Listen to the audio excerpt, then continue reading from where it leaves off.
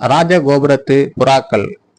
கோவில் ராஜகோபுரத்தில் ஏன் புறாக்கள் அதிகமாக காணப்படுகின்றன என்பதற்காக இந்த டாக்குமெண்ட்ரியை நாம் தயாரித்தோம். நாம் இப்பொழுது பார்த்து கொண்டிருப்பது ஸ்ரீரங்கம் கோவில் ராஜகோபுரம். இங்கே அதன் அருகில் உள்ள ஒரு இடத்தில் நாம் இப்பொழுது பார்த்து இப்பொழுது நாம் ஒரு சிறு கோப்பையில் தானியத்தை எடுத்துக்கொண்டு புறாக்களுக்கு உணவாக அளிக்க நாம் முயன்று கொண்டு இருக்கின்றோம். அதில் போட்டவுடனே அந்த புறாக்கள் ராஜகோபுரமோ இல்லை என்றால் அதன் சுற்றுவட்டார எந்த பகுதியிலோ சிறு தானியத்தை கூட விட்டு வைக்காமல் அழகாக இதை உண்டு செல்வதை நாம் பார்த்து கொண்டு இருக்கின்றோம். எப்பொழுதுமே பறவைகளுக்கு உணவளிப்பது என்பது ஒரு சிறந்த நற்பண்பு ஆகும். இப்பொழுது நாம் அவற்றை பற்றியும் சில தெரிந்து கொள்கிறோம். சில கோவில்களில் ராஜ மடத்தில் வவ்வால்கள் இருக்கும், சில கோபுரத்தில் புறாக்கள் இருக்கும். அது மாதிரியான கோயில்களில், அதாவது வவ்வால்கள் இருக்கும் கோயில்களில் புறாக்கள் இருக்காது என்பதையும் நாம் சில ஆய்வின் மூலம் தெரிந்து கொண்டோம். புறாக்களால் எழுப்பப்படும் ஓசை நோயாளிகளை குணப்படுத்தும் என்றும் கூறுவது உண்டு. கோயில்களில் உள்ள சக்தியை சிதையாமல் அதிகரித்து மனிதனுக்கு அந்த சக்தியை தரவல்லது என்று புறாக்களை பற்றியும் கூறுவார்கள். அதுபோன்று கோயில்களில் அதனால்தான் அதிகமாக இருக்கின்றன. வவ்வால்கள் இருக்கும் சில கோவில்களில் புறாக்கள் இல்லை. நாம் சுற்றுப்பகுதியில் ஆய்வு செய்த பொழுது இங்கு நம் அருகில் உள்ள திருமயம் இது போன்ற பக்கத்தில் உள்ள கோயில்களில் குகை கோயில்களில் வவ்வால்கள் அதிகமாக இருந்தன. ஆனால் இதில் பார்த்தால் இது போன்று புறாக்கள் அதிகமாக இல்லை என்பதை நாம் சில ஆய்வின் மூலம் தெரிந்து கொண்டோம்.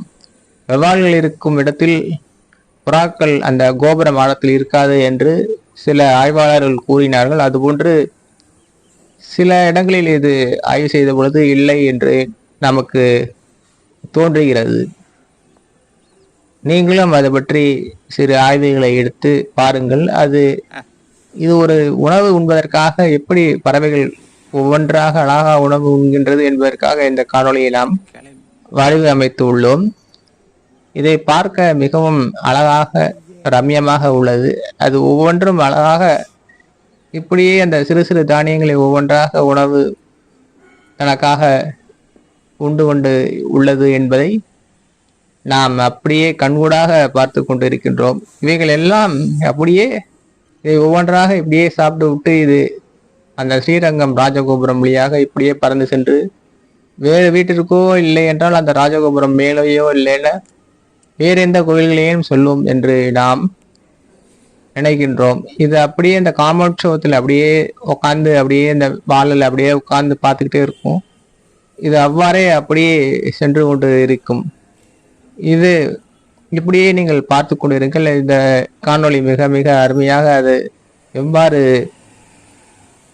அதை உண்டுவிட்டு அது எப்படி ஒற்றுமையாக செல்கிறது என்பதையும் நாம் பார்க்கின்றோம். இதுபோல நாம் ஒரு கருத்தையும் கூறுகின்றோம். அந்த காலத்தில் புறாவெடு தூது ஒற்றுமைக்காக புறாவை அனுப்பும் சில செயல்களையும் நாம் தெரிந்து வைத்து கொண்டு இருக்கின்றோம். இப்பொழுது ராஜகோபுரம் அழகாக இங்கிருந்து தெரிகின்றது. இது எந்த பகுதியிலிருந்து வந்தது என்று நமக்கு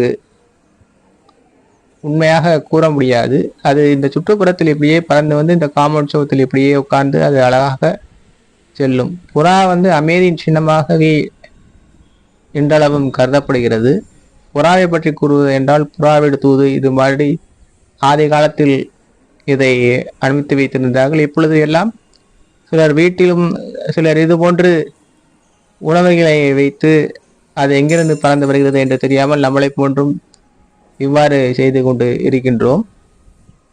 மேலும் கூறுவது என்றால் சிலர் புறாக்களை வைத்து போட்டி நடத்துவதும் சில சினிமாக்களை நாம் கண்டுகொண்டு இருக்கின்றோம் என்பதையும் நாம் இங்கு விரிவாகவே கூற முடிகிறது. இப்பொழுது பாருங்கள், இது 12 புறாக்கள் அழகாக இப்படியே ஒவ்வொன்றாக அழகாக சாப்பிட்டு கொண்டே இருக்கின்றது. இதை நாம் எப்படியே பார்த்து கொண்டு இருந்தால் இந்த காணொலியில் பார்த்து கொண்டே இருந்தால் அது மனதிற்கு மிக இனிமையாகவும் எப்படி ஒரு கோவில்களில் ஒரு சக்தி கிடைக்கிறது என்று சொல்லுகின்றோமே அதுபோன்று நமக்கு ஒரு மனோதிடமும் மனோதைரியமும் அழகாக கிடைக்கும் என்று நாம் இங்கு அறிவுறுத்தி கூறிக்கொண்டிருக்கின்றேன். புறாக்கள் நார்மலாக இந்த கோபுரம் இல்லை என்றால் இதில் அழகாக குச்சியை வைத்து கூடு கட்டுவதாக சொல்லுவதும் உண்டு. காக்கைகள் மரங்களில் கூடு கட்டும். அதுபோன்று இது ஏதேனும் மாடத்தில் இது மாதிரி பிளாட்டாக உள்ள ஒரு சில இதுகளில் கூடு கட்டும் என்று நாம் படித்திருக்கின்றோம்.